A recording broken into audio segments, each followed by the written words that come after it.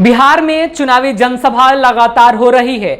जनसभाओं में समर्थकों की भीड़ तो उमड़ ही रही है। साथ ही साथ लगभग तमाम जनसभाओं में समर्थक के साथ साथ कुछ ऐसे भी लोग वहां पर जरूर मौजूद होते हैं जिनको उस जनप्रतिनिधि से भी नाराजगी होती है, या फिर सरकार से, या फिर विपक्ष से।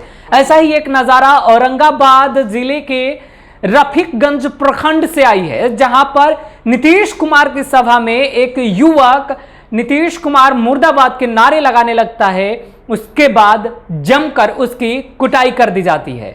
जी हां, आज का जो नीतीश कुमार का कार्यक्रम था उसके अनुसार नीतीश कुमार औरंगाबाद जिला पहुंचे थे, जहां पर रफीकगंज प्रखंड में उनका जनसभा समारोह हो रहा था। वहां पर जैसे ही एक युवक नीतीश कुमार के शासनकाल से नाराज होकर नीतीश कुमार चोर है का नारा लगाने के साथ नीतीश कुमार मुर्दाबाद का नारा लगाने लगता है, इसके बाद उसकी जमकर कुटाई कर दी जाती है।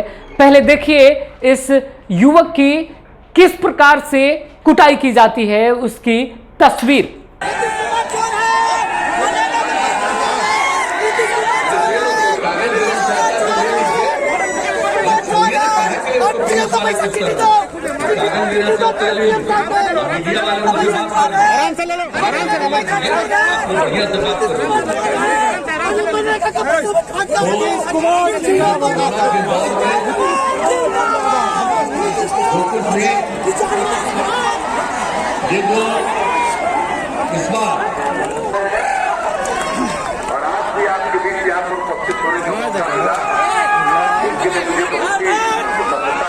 आपको बताते चलें कि यह रफीकगंज विधानसभा क्षेत्र के जदयू उम्मीदवार अशोक सिंह के साले हैं, जो इस युवक की कुटाई कर रहे हैं। यानी जिसके समर्थन में वोट मांगने नीतीश कुमार वहां जनसभा कर रहे थे, मंच से लगातार अपने कामों को लेकर बखान कर रहे थे, उसी उम्मीदवार के साले ने इस युवक की पिटाई कर दी। हालांकि नीतीश कुमार अपने तरफ से भरपूर यह कोशिश करने में लगे थे।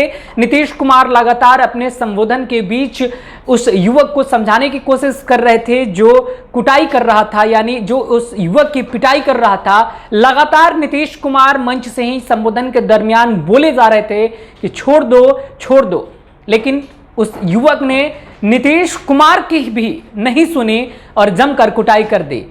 अब हालत तो ऐसी है कि जनसभाओं में समर्थकों के साथ साथ अगर ऐसे भी लोग अपनी विचारधारा के साथ पहुंचते हैं तो उन्हें भी अपनी बात रखने का पूरा अधिकार है। और जब मंच का संचालन करता ही अगर बोले कि छोड़ दो, तो यह बात इस उम्मीदवार के साले साहब को समझ आनी चाहिए।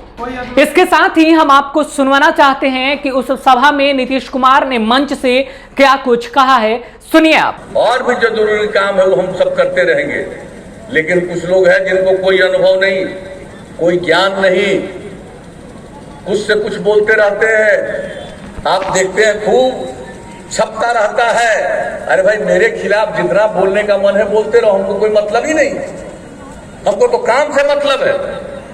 और लोगों का परिवार है, पति पत्नी, माता पिता, बेटा बेटी, यही परिवार है।